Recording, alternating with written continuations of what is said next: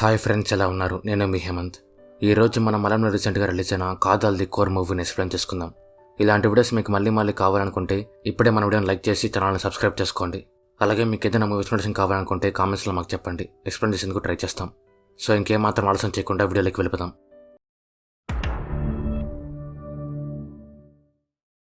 ఇంకా main story విషయానికి వస్తే, మాథ్యూది ఒక చిన్న ఫ్యామిలీ. తన భార్య పేరు ఓమన. ఇద్దరికీ పెళ్ళి 20 సంవత్సరాలు ఉంటుంది. వీళ్ళిద్దరికీ 13 సంవత్సరాల వయసు ఉండే ఒక అమ్మాయి ఉంటుంది. తన పేరు సారా. మాథ్యూ ఇంట్లో వీళ్ళందరితో పాటు మాథ్యూ వాళ్ళ నాన్న కూడా ఉంటారు. మాథ్యూకి వాళ్ళ నాన్నకి మాటలుండవు. ఇద్దరూ మాట్లాడుకునే చాలా సంవత్సరాలు అయిపోయి ఉంటుంది. ఒకరోజు సారా హాస్టల్ నుంచి ఇంటికి వస్తుంది. తను ఓమనాతో మాట్లాడుతూ, నాన్న ఎలక్షన్స్లో పోటీ చేస్తున్నాడంట, నీకేమైనా చెప్పాడా అంటుంది. దానికి ఓమన నాకేం చెప్పలేదు అంటుంది. సారా ఓమనాతో, నువ్వు నాన్నతో ఆ విషయం గురించి మాట్లాడావా అంటుంది. దానికి ఓమన ఏం మాట్లాడకుండా సైలెంట్గా ఉంటుంది. మాథ్యూ ఒక బ్యాంక్ ఎంప్లాయ్గా పనిచేసి రిటైర్డ్ అయిపోయింటాడు. తను బ్యాంకులో పనిచేసేటప్పుడు ఊరిలో ఉన్న చాలామందికి హెల్ప్ చేసింటాడు. ఊరిలో ఉన్న అందరికీ తనంటే ఒక ప్రత్యేకమైన గౌరవం. అందుకు ఊరిలో ఉన్న సిఆర్పి పార్టీ వాళ్ళు ఈసారి వచ్చే ఎలక్షన్స్లో మాథ్యూని మన పార్టీ తరపున వార్డ్ మెంబర్గా నిలబెడితే మందే గెలుపు అని వచ్చే ఎలక్షన్స్లో తననే వార్డ్ మెంబర్గా నిలబెడతారు. మాథ్యూ ఎలక్షన్స్లో నిలబడ్డాడు కాబట్టి తన వార్డులో ఉండే వాళ్ళకి ఏ సమస్య వచ్చినా తనే పెద్ద మనిషిగా ఉండి వాళ్ళ సమస్యలు తీరుస్తుంటాడు. ఈసారి ఒక ఇంట్లో సమస్య ఉంటే మాథ్యూ అక్కడికి వెళ్ళి ఆ సమస్య ఏంటో తెలుసుకుంటాడు. ఆ ఇంట్లో ఉండే అమ్మాయి ఆ ఇంట్లో పనిచేసే ఒక అతన్ని ప్రేమిస్తుంటుంది. అది ఆ అమ్మాయి వాళ్ళ నాన్న తెలుసుకొని, నేను అతనికి పని ఇచ్చి కొడుకులాగా చూసుకున్నా, కానీ అతను మాత్రం నాకు ద్రోహం చేశాడు అని మాథ్యూతో అంటాడు. అప్పుడు మాథ్యూ, మీరు అతన్ని కొడుకు లాంటి వాడు అన్నారంటే అతను చాలా మంచివాడని కదా, మీ కూతురుని తనకే ఇచ్చి పెళ్లి చేయండి అంటాడు. దానికి ఆ అమ్మాయి వాళ్ళ నాన్న ఏం చెప్పకుండా కోపంతో ఇంట్లోకి వెళ్ళిపోతాడు.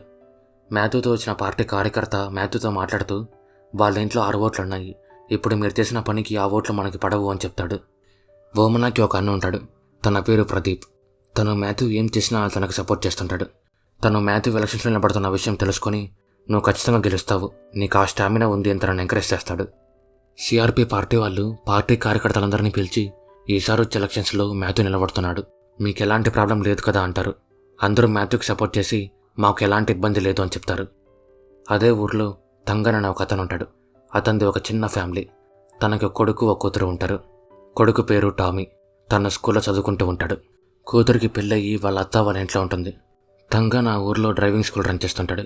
ఒకరోజు తను కొంతమంది లేడీస్కి డ్రైవింగ్ నేర్పిస్తున్నప్పుడు తన కొడుకు స్కూల్ ముందర ఒక అమ్మాయి కోసం ఒకరితో గొడవ పడుతుంటే చూసి, ఆ గొడవను ఆపి తన కొడుకుని ఇంటికి పిలుచుకుని వస్తాడు. మాథ్యూ ఎలక్షన్స్లో నించడం కన్ఫామ్ అయిన తర్వాత తన భార్య ఓమనాకి తను ఎలక్షన్స్లో నించబోతున్న విషయం చెప్పి, ఈరోజు ఎలక్షన్ నామినేషన్ వేయబోతున్నా అని చెప్తాడు. దానికి ఓమన మాథ్యూ కంగ్రాట్స్ చెప్పి, తను చాలా రోజుల నుంచి చెప్పాలనుకున్న విషయం గురించి తనకు చెప్పేందుకు ట్రై చేస్తుంది, కానీ చెప్పలేకపోతుంది. మాథ్యూ నామినేషన్స్ కోసం పేరుస్తున్నప్పుడు పార్టీలో ఉండే కొంతమంది మాథ్యూ మీద ఫైల్ అయిన కేసు గురించి మాట్లాడుకుంటూ, ఈ ఎలక్షన్ టైంలో కేసు ఫైల్ అవడం మంచిదా అనుకుంటారు. ఇంకో పక్క తంగన్ కొడుకు టామీ కోపాడుతో స్కూల్ నుంచి ఇంటికి వచ్చి, నువ్వు మాథ్యూ ఇద్దరు నిన్న రాత్రి కలుసుకొని ఏం చేశారని అడుగుతాడు.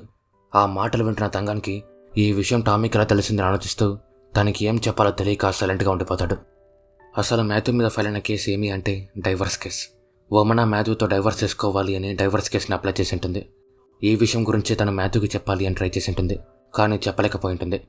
ఈ డైవర్స్ కేసు గురించి ప్రదీప్ తెలుసుకొని ఓమనాతో, మాథ్యూ చాలా మంచివాడు, అయినా పెళ్ళైన 20 సంవత్సరాల తర్వాత డైవర్స్ ఎందుకు అంటూ, ఇంకో పెళ్ళేమైనా చేసుకుంటావా అంటాడు. ప్రదీప్ ఏం మాట్లాడినా ఓమన ఏం చెప్పకుండా సైలెంట్గా ఉంటుంది. మాథ్యూ డైవర్స్ కేసు గురించి తెలుసుకొని ఓమనాతో మాట్లాడదామని ఇంటికి వస్తాడు. కానీ ఓమన మాత్రం ఏం జరగనట్టు ఇంట్లో తన పనులు తను చేసుకుంటూ ఉంటుంది. అసలు తను డైవర్స్కి ఎందుకు అప్లై చేసింది అంటే, మాథ్యూకి ఒకరితో అక్రమ సంబంధం ఉంటుంది. ఎవరితో అంటే ఆ తంగన్తో. మాథ్యూ ఒక హోమోసెక్షువల్, తనలాగే ఆ తంగన్ కూడా హోమోసెక్షువల్. ఈ ఇద్దరికి చాలా సంవత్సరాల నుంచి అక్రమ సంబంధం ఉంటుంది. ఈ విషయం గురించి టామీ తెలుసుకొని వాళ్ళ నాన్న అడుగుతాడు, కానీ తంగన్కి ఏం చెప్పాలో తెలియక సైలెంట్గా ఉండిపోయింటాడు. ఓమనాకి మాథ్యూ హోమోసెక్షువల్ అనే విషయం పెళ్ళైన కొద్ది రోజులకే తెలిసిపోయింటుంది. అయినా అప్పుడు తనకి డైవర్స్ ఇవ్వదు. కానీ ఇప్పుడు తనకున్న అక్రమ సంబంధం గురించి తెలుసుకొని పూర్తిగా కన్ఫర్మ్ చేసుకున్న తర్వాతే కోర్టులో కేసు వేసింటుంది. మాథ్యూ ఈ కేసు వల్ల తన గురించి అందరికీ తెలిసిపోయి తన పరువు మొత్తం పోతుందని బాధపడుతూ, ఈ ఎలక్షన్ టైంలో డైవర్స్ ఎందుకు అప్లై చేశావని ఓమనని అడుగుతాడు.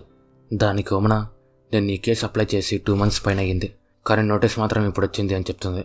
ఆ మాటలు వింటున్న మాథ్యూకి ఇంకేం చెప్పాలో తెలియక సైలెంట్గా ఉండిపోతాడు. మాథ్యూ తంగన్ల విషయం ఊరిలో ఉన్న ఒక్కొక్కరికి తెలుస్తూ వస్తుంది. తంగన్కి ఈ విషయం ఎలా ఫేస్ చేయాలో తెలియక వీలైనంత వరకు ఎవరికి కనిపించకుండా తలదాచుకుంటూ ఉంటాడు. పార్టీలో ఉన్న వాళ్ళు కూడా ఈ విషయం తెలుసుకొని మాథ్యూ గురించి మాట్లాడుకుంటూ ఉన్నప్పుడు మాథ్యూ అక్కడికి వచ్చి నా లాంటి వాడు ఎలక్షన్స్లో నిలబడడం కరెక్ట్ కాదు అంటూ నేను ఎలక్షన్స్లో నిలబడను అని చెప్తాడు. అప్పుడు పార్టీ వాళ్ళు, మీరు బాగా చదువుకున్న ఒక తెలివైన వ్యక్తి, ఈ ఎలక్షన్స్లో మీరు గెలిస్తే అదొక గొప్ప విజయం అవుతుంది అంటూ మీరు ఎలక్షన్స్లో ఖచ్చితంగా నిలబడాలి అని చెప్తారు. మాథ్యూకి ఆపోజిట్లో పోటీ చేస్తున్న అపోజిషన్ పార్టీ వాళ్ళు అందరిలోకి వెళ్ళి మాథ్యూ విషయం గురించి అందరికీ చెప్తూ మీ ఓటు అలాంటి వాళ్ళకి వేయకుండా మాలాంటి వాళ్ళకే వేయాలి అని చెప్తారు. కొంతమంది మా ఓటు మీకే వేస్తామని చెప్తారు. కానీ చాలామంది మాత్రం ఓటు ఎవరికి వేయాలో మేము చూసుకుంటాం, మీరు మాకు చెప్పాల్సిన పని లేదు అంటారు. మాథ్యూ స్కూల్లోకి వచ్చి తన కూతురు సారాతో మాట్లాడుతూ మీ అమ్మ చెప్పినట్టు అతనితో నాకు ఏ సంబంధం లేదు అని చెప్పడానికి ట్రై చేస్తాడు. అప్పుడు సారా, నువ్వు ఎప్పుడు అబద్ధం చెప్పొద్దునన్నా, అది నీ ఫేస్లో కనిపించేస్తుంది. నువ్వు ఎలా ఉన్నా ఏం చేసినా నువ్వు నా నాన్నవి, నేను నీ కూతుర్ని, అంతే, దాన్నెవ్వరూ మార్చలేరు అంటుంది. ఆ మాటలు విన్న మాథ్యూకి ఎలా రియాక్ట్ అవ్వాలో తెలియక అక్కడి నుంచి సైలెంట్గా వచ్చేస్తాడు. తంగన్ తన కొడుకు టామీని స్కూల్ దగ్గర వదిలిపెడదామని బైక్ని బయటికి తీస్తాడు. తను బైక్ని స్టార్ట్ చేసేందుకు ఇబ్బంది పడుతుంటే పక్కనుండే కొంతమంది, నువ్వెందుకు అంతలా కష్టపడుతున్నావు, నీ లవర్ బైక్ ఎక్కి వెనకాల హ్యాపీగా కూర్చో అంటారు. ఆ మాటలు వింటున్న టామీ అవమానంగా ఫీల్ అయ్యి నేను స్కూల్కి నడుచుకుంటూ వెళ్ళిపోతాను తంగన్తో చెప్పి స్కూల్కి నడుచుకుంటూ వెళ్ళిపోతాడు. మాథ్యూ తన భార్య ఓమనాకి విడాకులు ఇవ్వకూడదు అని ఒక లాయర్ని వెళ్ళి కలుస్తాడు. లాయర్ మాథ్యూ గురించి మొత్తం తెలుసుకొని మాథ్యూతో, మీరు కోర్టులో మాట్లాడేటప్పుడు మీకు తనకి ఎలాంటి సంబంధం లేదు అని గట్టిగా చెప్పండి. నేను ఓమనా చెప్పింది ఒక ఫాల్స్ ఎలిగేషన్ అని చెప్పి డైవర్స్ క్యాన్సిల్ చేపిస్తా అని చెప్తూ ఇలాంటి కేసులు ఎప్పుడు మన ఊర్లో జరగలేదు, ఈ కేసు తీర్పు వచ్చేందుకు టైం పడుతుంది అని చెప్తుంది. దానికి మాథ్యూ, కొన్ని రోజుల్లో నాకు ఎలక్షన్స్ ఉన్నాయి, ఈ కేసు త్వరగా ఎలా చూడండి అని చెప్తాడు. దానికి ఆ లాయర్, ఈ కేసు త్వరగా అవ్వాలి అంటే ఫ్యామిలీ కోర్టు నుంచి హైకోర్టుకి ఈ కేసు మార్చాలి అంటూ మీకు మీ భార్యకి మధ్య రిలేషన్ ఎలా ఉంటుందని అడుగుతుంది. దానికి మాథ్యూ, మా ఇద్దరి మధ్య ఉన్న రిలేషన్కి ఎలాంటి ప్రాబ్లమ్స్ లేవు అని చెప్తాడు. కోర్టులో జడ్జ్ కేసు గురించి మొత్తం తెలుసుకొని ఫస్ట్ వాళ్ళిద్దరిని కౌన్సిలింగ్ పంపించండి అని చెప్తాడు. ఆ కౌన్సిలింగ్ ఇచ్చే డాక్టర్ మాథ్యూకి ఓమనాకి కౌన్సిలింగ్ ఇస్తూ వాళ్ళిద్దరి మధ్య ఉన్న ప్రాబ్లమ్స్ని సాల్వ్ చేసేందుకు క్వశ్చన్స్ అడుగుతుంది. మాథ్యూ డాక్టర్ అడిగే ఏ క్వశ్చన్ కూడా సరిగ్గా ఆన్సర్లు చెప్పడు. ఓమనా మాత్రం తను ఇచ్చిన స్టేట్మెంట్స్ మీద గట్టిగా ఉంటుంది. డాక్టర్కి మాథ్యూ విషయంలో ఏం చేయాలో తెలియక, మీరేం చెప్పకుంటే నేనేం చేయలేను అంటూ మీరు మీ కేసుని కోర్టులోనే తెలుసుకోండి అని చెప్తుంది. మాథ్యూ ఏం చేయలేక తన మీద తనే కోప్పడుతూ ఓమనాని పిలుచుకొని ఇంటికి వస్తాడు. గవర్నమెంట్ ఎలక్షన్ డేట్ని అనౌన్స్ చేస్తుంది. రెండు పార్టీ కార్యకర్తలు ఈ విషయం తెలుసుకొని ప్రచారం మొదలు పెడతారు. మాథ్యూ పార్టీ వాళ్ళతో కలిసి అందరిళ్ళకి వెళ్తూ తన ఫోటో ఉన్న ఎలక్షన్ నోటీస్ని అందరికీ ఇచ్చి నాకే ఓటు వేయండి అని చెప్తాడు. మాథ్యూ ప్రచారంలో ఉన్నప్పుడు వర్షం పడుతుంటే తను ఒక షాప్లోకి వెళ్ళి నిలబడతాడు. అక్కడే తంగన్ కూడా ఉంటాడు. తంగన్ మాథ్యూ ఇద్దరు ఒకరినొకరు చూసుకొని ఏం మాట్లాడుకోవాలో తెలియక ఏం మాట్లాడుకోరు. తంగన్ అంతమంది ముందర మాథ్యూతో కలిసి ఉండలేక ఎలక్షన్ నోటీస్ తెప్పించుకొని ఆ వర్షంలో అలాగే ఇంటికి బయలుదేరిపోతాడు. తను ఇంటికి వెళ్తూ ఎలక్షన్ నోటీస్లో ఉన్న మాథ్యూ ఫోటోని అలా చూస్తూ ఉండిపోతాడు. మాథ్యూ లాయర్, ఓమనా లాయర్ ఇద్దరు కోర్టులో మాట్లాడుతూ మాథ్యూకి ఎలక్షన్స్ దగ్గరలో ఉన్నాయి, ఈ డైవర్స్ కేసుని కొంచెం స్పీడప్ చేయమని అడుగుతారు. జడ్జి వాళ్ళు కోరుకున్నట్టే ఈ కేసుని స్పీడప్ చేస్తాడు. ఒకరోజు తంగన్ కొన్ని వస్తువులు కొనుక్కోవడం కోసం ఒక షాప్కి వస్తాడు. అదే షాప్కి మాథ్యూ వాళ్ళ నాన్న కూడా వస్తాడు. తంగన్ ఆయన్ని చూసి ఆయన్ని ఫేస్ చేయలేక సైలెంట్గా అక్కడి నుంచి వెళ్ళిపోతాడు. కోర్టులో కేసు విత్డ్రా చేసుకోమని ఓమనాకి చాలామంది చెప్తుంటారు. కానీ మాథ్యూ వాళ్ళ నాన్న మాత్రం తనతో ఒక మాట కూడా చెప్పడు. ఓమనా అన్న ప్రదీప్ ఓమనాతో మాట్లాడుతూ నువ్వు పెట్టిన కేసుని విత్డ్రా చేసుకొని మాథ్యూతో పాటే కలుసుండు అని చెప్తాడు. దానికి ఓమనా, పెళ్లికి ముందు నేను ఒకరిని ప్రేమించా నాన్నతో చెప్తే నువ్వు ఒక అన్నగా నా పక్కన నిలబడలేదు, కనీసం ఇప్పుడైనా ఒక అన్నగా నా పక్కన నిలబడి ఉంటుంది. ఓమనా అలా చెప్పేసరికి ప్రదీప్కి ఇంకేం చెప్పాలో తెలియక ఆలోచనలో పడతాడు. కోర్టు హీరింగ్ రోజు వస్తుంది. మాథ్యూ లాయర్ ఓమనాతో మాట్లాడుతూ తను హోమోసెక్షువల్ అనే విషయం మీకు ఎప్పుడు తెలిసింది అంటూ మీ ఇద్దరి మధ్య ఉన్న రిలేషన్ ఎలా ఉంటుందని అడుగుతుంది. దానికి ఓమనా, నాకు మాథ్యూ హోమోసెక్షువల్ అనే విషయం పెళ్ళైన కొద్ది రోజులకే తెలిసింది అంటూ మేం పెళ్ళైన తర్వాత నుంచి ఈ రోజు వరకు కేవలం 4 సార్లు మాత్రం దగ్గర అయ్యామని చెప్తుంది. అది వింటున్న మాథ్యూ లాయర్ షాక్ అయ్యి మాథ్యూ వంక చూస్తుంది. మాథ్యూ తలెత్తి ఎవరిని చూడలేక నెలవంక చూస్తూ ఉండిపోతాడు. మాథ్యూ లాయర్ ఓమనాతో, మీకు తను హోమోసెక్షువల్ అనే విషయం పెళ్ళైన కొత్తలోనే తెలిసినప్పుడు ఎందుకని అప్పుడే డైవర్స్కి అప్లై చేయలేదు అంటుంది. దానికి ఓమనా లాయర్, ఈ కాలంలో ఉన్నంత ఫ్రీడమ్ ఆ కాలంలో అమ్మాయిలకు ఉండేది కాదు అని చెప్తుంది. జడ్జి ఓమనాతో మాట్లాడుతూ తను హోమోసెక్షువల్ అని నిరూపించేందుకు ఒక సాక్షి కూడా లేడు. ఏ ఒక్కరైనా కోర్టుకు వచ్చి తను హోమోసెక్షువల్ అని సాక్ష్యం చెప్తే మీరు కోరుకుంటున్నట్టుగానే డైవర్స్ ఇప్పిస్తా అని చెప్తాడు. ఓమనా లాయర్ మాథ్యూని ఏ క్వశ్చన్ అడిగినా మాథ్యూ సరిగ్గా ఆన్సర్లు చెప్పకుండా లేదు లేదు అని చెప్తుంటాడు. మాథ్యూ ఆన్సర్లన్నీ వింటున్న మాథ్యూ లాయర్ కోర్టు నుండి బయటకు వచ్చిన తర్వాత మాథ్యూతో మాట్లాడుతూ, మీరు చెప్తున్న ఆన్సర్లు చూస్తుంటే నాకే మీ మీద డౌట్ వస్తుంది, మీరు ఏదో విషయం నాకు చెప్పకుండా దాచారు అంటూ మీరు ఏం చెప్పకుండా ఇలానే ముందుకెళ్తే మీకు డైవర్స్ రావడం ఖాయమని చెప్తుంది. మాథ్యూ బాధపడుతూ కోర్టు నుంచి బయటికి వస్తాడు. అప్పుడు ఒకతను తన దగ్గరికి వచ్చి నేను ఎల్జీబీటీక్యూ ఆర్గనైజేషన్ నుంచి వస్తున్నా. మీలాంటి వాళ్ళకి హెల్ప్ చేయడం కోసమే మేమున్నామంటూ మీకు ఏం అవసరం వచ్చినా ఆఫీస్కి వచ్చి కలవండి అంటాడు.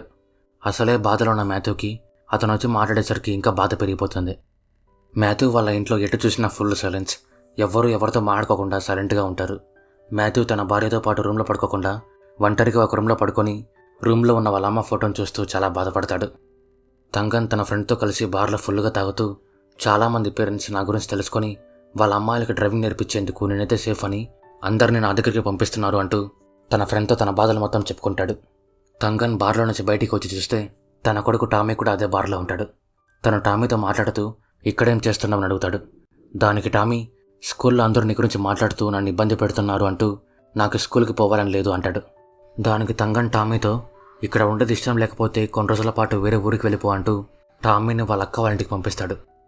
మాథ్యూ వాళ్ళ నాన్న మాథ్యూ పడే బాధను చూడలేక వమనాతో మాట్లాడదామని ఫిక్స్ అవుతాడు. తను వమనాతో మాట్లాడుతూ నువ్వు ఈ కేసు రిటర్న్ తీసుకో అని చెప్తాడు. దానికి వమన, మీకు గుర్తుందా మామయ్య, ఒకరోజు తంగన్కి కార్ యాక్సిడెంట్ అయినప్పుడు మాథ్యూ ఆ రోజు మొత్తం ఇంటికి రాలేదు. మీరే తనని వెతుక్కుంటూ వెళ్ళి ఇంటికి తీసుకుని వచ్చారు. అప్పటి నుంచి మీ ఇద్దరికి మాటలు లేవు. ఎందుకంటే వాళ్ళిద్దరికీ ఉన్న సంబంధం గురించి మీకు తెలిసిపోయింది కాబట్టి. నేను కూడా చాలా సంవత్సరాల పాటు ఓర్చుకున్నా, ఇంకా ఓర్చుకోలేను అంటూ నాకు మా నాన్న కంటే మీరే చాలా ఇష్టం. ఎందుకంటే నేను చెప్పిన మాట మీరెప్పుడు కాదనలేదు. నేను మీకోసమే ఇన్ని సంవత్సరాలు ఇంట్లో ఉన్నా అంటూ మీరు ఈ విషయంలో నాకే సపోర్ట్ చేస్తారని అనుకుంటున్నా అని చెప్తుంది. వమన అన్న ప్రదీప్ మాథ్యూ దగ్గరికి వచ్చి నేను ఎన్ని సంవత్సరాలు నువ్వు ఏం పని చేసినా నీకే సపోర్ట్ చేశా, కానీ ఈ విషయంలో మాత్రం నేను నా చెల్లికి సపోర్ట్ చేయాలని ఫిక్స్ అయ్యా అని చెప్తాడు. ఆ మాటలు వింటున్న మాథ్యూకి ఏం చెప్పాలో తెలియక సైలెంట్గా ఉండిపోతాడు. మాథ్యూ ఎలక్షన్ మీటింగ్లో ఉన్నప్పుడు మాథ్యూ లాయర్ మాథ్యూకి ఫోన్ చేసి కోర్టులో మీకు వ్యతిరేకంగా సాక్ష్యం చెప్పేందుకు ఒక అతను మీ భార్యకు దొరికాడు అంటూ అతను ఎవరు అనేది కోర్టులోనే తెలుస్తుంది అని చెప్తుంది. మాథ్యూ సాక్ష్యం చెప్పబోయేది ఎవరు అని చాలా గట్టిగా ఆలోచిస్తాడు, కానీ ఎవరు అని ఏం అర్థం కాదు. ఆ సాక్షి ఎవరు అంటే మాథ్యూ వాళ్ళ నాన్న. ఆయన కోర్టులో తన కొడుకు వ్యతిరేకంగా సాక్ష్యం చెప్తూ నా కొడుకు ఒక హోమోసెక్షువల్, తను హోమోసెక్షువల్ అనే విషయం నాకు తన చిన్నప్పుడే తెలుసు అని చెప్తాడు.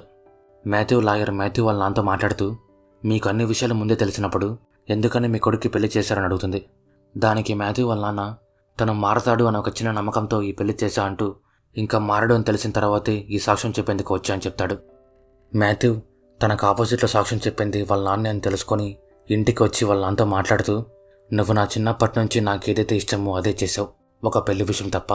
నేను ఈ పెళ్లి వద్దు అని పెళ్లికి ముందే నీకు చెప్పా కదా అంటూ పెళ్ళైన 20 సంవత్సరాల తర్వాత ఇలా జరుగుతుంటే ఎలా ఫీల్ అవ్వాలో అర్థం కావట్లేదు అని చెప్తూ చాలా బాధపడతాడు. మాథ్యూ వాళ్ళ నాన్న మాథ్యూని దగ్గరికి తీసుకొని తన బాధను పోగొట్టేందుకు ట్రై చేస్తాడు.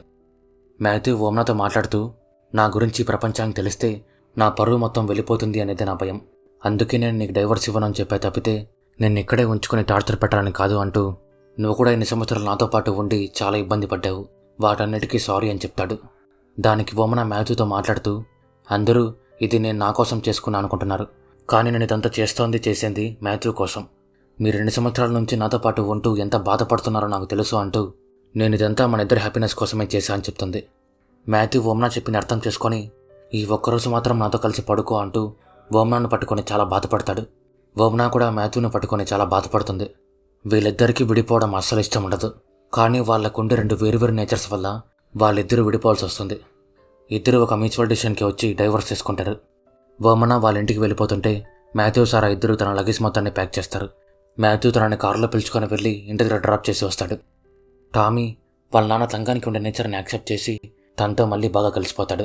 ఊరిలో ఉన్న వాళ్ళంతా వాళ్ళ గురించి ఏమనుకున్నా వాళ్ళిద్దరు దాని గురించి పట్టించుకోవడం మానేసింటారు. తంగన్ టామీ ఇద్దరు మాథ్యూ ఫోటోని వాళ్ళ ఇంటి బయట అతికించి మాథ్యూకి ఓటు వేయండి అని అందరికీ చెప్పడం స్టార్ట్ చేస్తారు.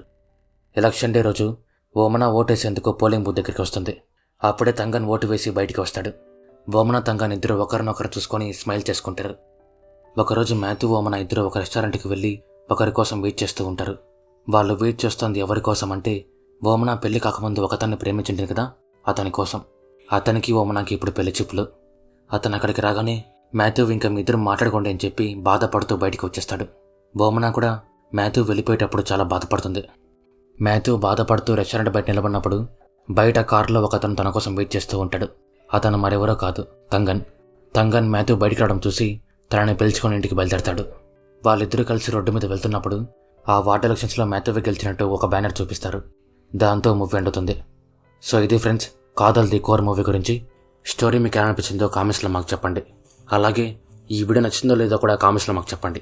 అలా మీరు చెప్పడం వల్లే నాకు ఇలాంటి వీడియోస్ మళ్ళీ చేయాలో లేదో తెలుస్తుంది. సో ఈ వీడియో నచ్చిందో లేదో కామెంట్స్లో మాకు చెప్పండి. అలాగే ఇలాంటి వీడియోస్ మీకు మళ్ళీ కావాలనుకుంటే ఇప్పుడే వీడియోని లైక్ చేసి మీ ఫ్రెండ్స్తో ఫ్యామిలీతో షేర్ చేయండి. అలాగే ఇలాంటి మరెన్నో ఇంట్రెస్టింగ్ వీడియోస్ మీరు మిస్ అవ్వకూడదు అనుకుంటే ఇప్పుడే మన ఛానల్ని సబ్స్క్రైబ్ చేసుకోండి. మరో వీడియోతో మళ్ళీ కలుద్దాం. అంతవరకు బాయ్.